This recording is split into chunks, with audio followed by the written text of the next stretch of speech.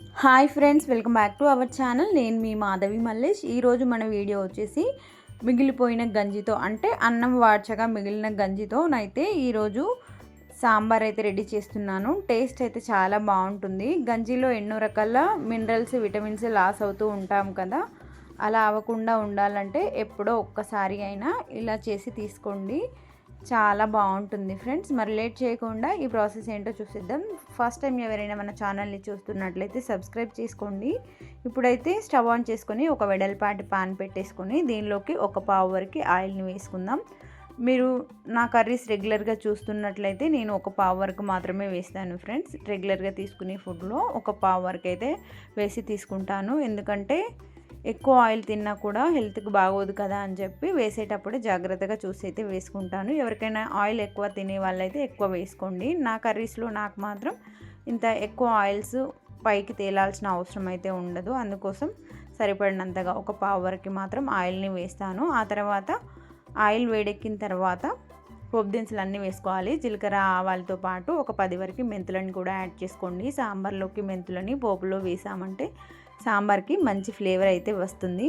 ఆ తర్వాత పొడుగ్గా కట్ చేసుకున్న ఉల్లిపాయలు, టొమాటోలు, బెండకాయలు, దొండకాయలు అన్నీ వేసి బాగా కలుపుకోవాలి. వీటితో పాటు పసుపు, అల్లం వెల్లుల్లి పేస్ట్ని కూడా వేసుకొని వెజిటేబుల్స్ అన్నీ బాగా దగ్గర పడేంత వరకు లో ఫ్లేమ్లో మూత పెట్టేసుకొని ఉడికించుకోవాలి.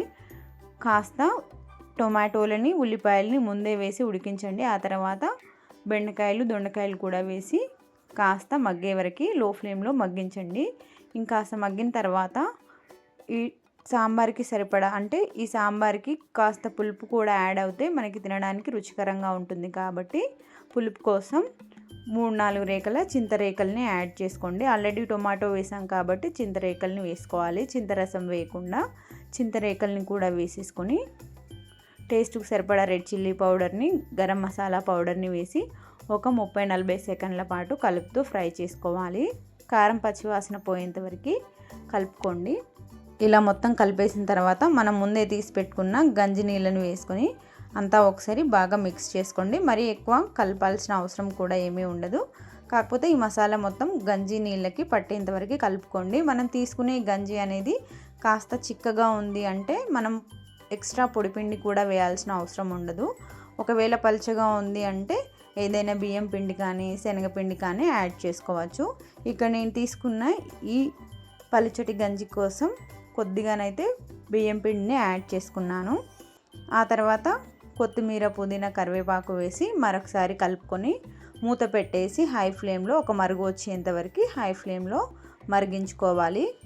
చూస్తున్నారు కదా, నేను చేస్తున్న ఈ గంజి సాంబార్లోకి ఎటువంటి ఇంగ్రీడియంట్స్ లేకపోయినా ఇంట్లో ఉన్న ఒక్కొక్క ఇంగ్రీడియంట్స్ని యూస్ చేసుకొని కూడా ఇంటిల్లిపాదికి సరిపోయే రెసిపీని అయితే రెడీ చేసుకోవచ్చు. చాలా బాగుంటుంది. ఈ గంజిలో ఎన్నో రకాల మినరల్స్, ప్రోటీన్స్ ఉంటాయి. విటమిన్ బి ఎక్కువ లాస్ అవుతూ ఉంటాం కాబట్టి ఈ రకంగా కూడా అప్పుడప్పుడు చేసుకున్న మనం సాంబార్కి యూస్ చేసుకున్నట్లుగా ఉంటుంది. అలాగే విటమిన్ బిని లాస్ అవ్వకుండా ఉంటాము.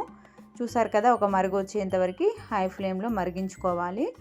ఆ తర్వాత కాస్త మరుగు పడగానే లో ఫ్లేమ్లో మూత పెట్టి మగ్గించినా పర్వాలేదు. ఇంకాస్త ఆయిల్ బయటికి రిలీజ్ అయ్యేంత వరకు మరిగించుకొని స్టవ్ ఆఫ్ చేసామంటే ఈ సాంబార్ ఇంకా చిక్కగా మారుతుంది. సాంబార్కి మనకి కావాల్సినంత చిక్కదనం రాగానే స్టవ్ ఆఫ్ చేసుకున్నామంటే చల్లారే కొద్దీ ఇంకాస్త చిక్కబడుతుంది. ఈ కన్సిస్టెన్సీ రాగానే స్టవ్ ఆఫ్ చేసుకొని వెంటనే వేరొక బౌల్లోకి షిఫ్ట్ చేసుకోవడమే. చూసారు కదా, ఇలా వేడి వేడి అన్నంలోకి వేసుకోకపోయినా నార్మల్ చల్లగా ఉన్న రైస్లోకి కూడా చాలా బాగుంటుంది. మరి లేట్ చేయకుండా వెంటనే ట్రై చేస్తారు కదా ఫ్రెండ్స్. నా రెసిపీ నచ్చింది అంటే లైక్ చేయండి, లేదంటే డిస్లైక్ చేయండి ఫ్రెండ్స్. ఫస్ట్ టైం ఎవరైనా మన ఛానల్ని చూస్తున్నట్లయితే మన ఎంఎంజీ ఫుడీస్ అండ్ వ్లాగ్స్ ఛానల్ని సబ్స్క్రైబ్ చేసి సపోర్ట్ చేయండి. మరెన్నో ఇంట్రెస్టింగ్ వీడియోస్ కోసం మన ఛానల్ని చూస్తూనే ఉండండి.